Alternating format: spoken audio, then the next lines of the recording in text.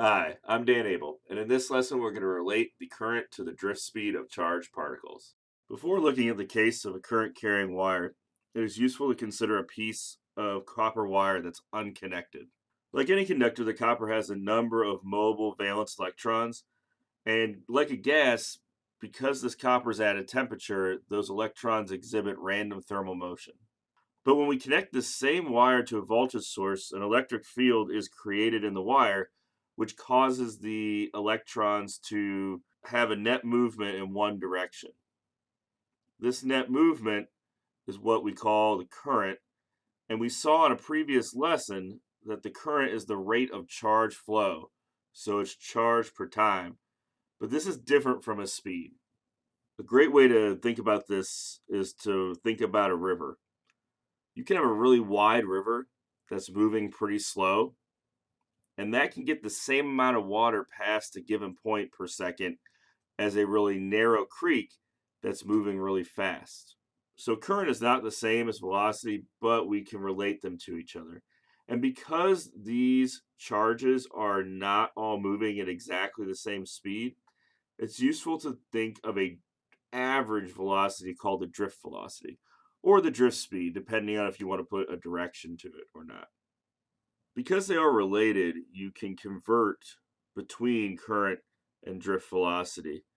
And that conversion is done using the equation drift velocity equals current divided by ANQ, where A is the cross sectional area of your wire, N is the number of charge carriers per cubic meter, and Q is the charge per charge carrier in coulombs.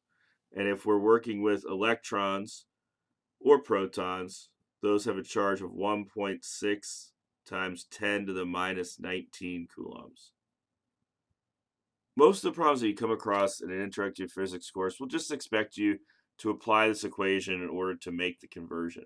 But we can get to some pretty neat results by running the numbers. Here's an example.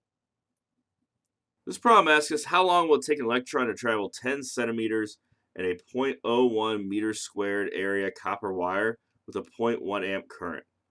And we're given the charge density of copper. So if we look at this question, we want to find time, but first we need to find speed. And so we can use our drift velocity equation, and then we could take our drift velocity and use velocity as distance over time to solve for the time.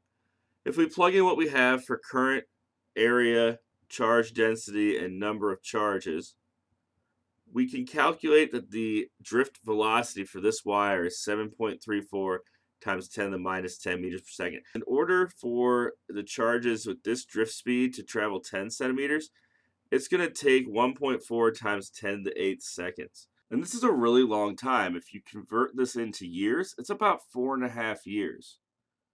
The reason this is really interesting is because when you think about turning on a light and you flip the switch, the light comes on almost instantaneously. But how can that be when it takes the electrons, the charges in the wire, 4.5 years just to go to 10 centimeters?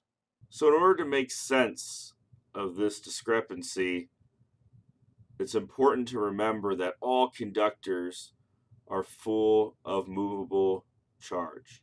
So when the switch is closed, the charges near the switch are not the ones that immediately move through the light bulb. A good analogy for this is thinking of a race car track filled with race cars. When the flag is waved, all of the race cars receive the signal to go at pretty nearly the same time. This is analogous to when the switch is closed and the electric field is created, all of the electrons get the signal to move at pretty much the same time. So as soon as the switch is closed and the signal is sent, the electrons near the light bulb can start to move, lighting the light. It's important to say pretty much instantaneously because there still is a small delay. It turns out that an electric field can travel at the speed of light. So interestingly enough, even though the drift speed of the charges themselves is extremely slow, the signal to get them all moving is extremely fast. And that's why when you flip your light switch, the lights come on with pretty much no delay at all.